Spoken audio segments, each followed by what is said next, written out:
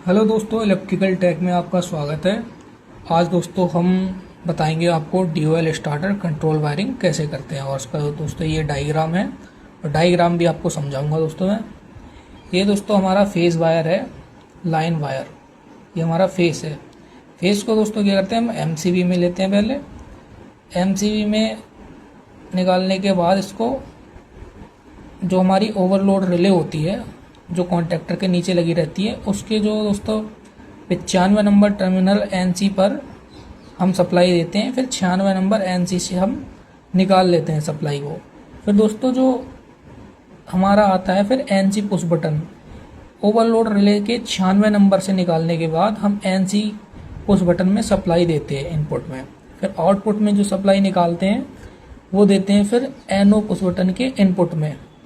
फिर NO push button के output से जो सप्लाई निकालते हैं वो देते हैं दोस्तों हम कॉन्टेक्टर के A1 में देते हैं सप्लाई, और A2 में दोस्तों हमारा न्यूट्रल मिलता है।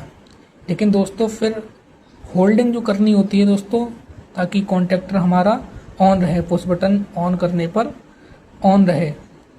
क्योंकि दोस्तों जब हम पुश बटन ऑन करते हैं तो सप्लाई यहाँ से जाती है, जैसे ही हम छोड़ देते हैं तो यहाँ से सप्लाई दोस्तों नहीं आ पाती। इसलिए हम जैसे ही यहाँ से पुश बटन छोड़ते हैं तो हमारे 14 नंबर जो है यहाँ से सप्लाई यहाँ आने लगती है।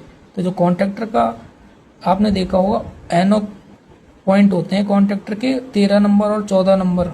तो पहले हम सप्लाई लेते हैं 14 नंबर, कॉन्टेक्टर के 14 नंबर NO पर देते हैं सप्लाई। 14 नंबर ये NO कॉन्टेक्ट है दोस्तों, 14 नंबर कॉन्टेक्टर के NO पर सप्लाई देते हैं। आउटपुट निकाल के हम कॉन्टेक्टर के A1 पॉइंट पर दे देते हैं। जिससे क्या होता है, अगर हम पुश बटन ऑन करते हैं, जैसे ही हम छोड़ते हैं सप्लाई यहाँ से तो कट जाती है, लेकिन यहाँ से हमारी रेगुलर बनी रहती है। फिर जब हम NC पुश बटन को पुश करते हैं तो यहाँ से जो हमारा NC पुश बटन है ये सप्लाई हमारी कट कर देता है। इससे पूरा बंद हो जाता है हमारा कॉन्टेक्टर।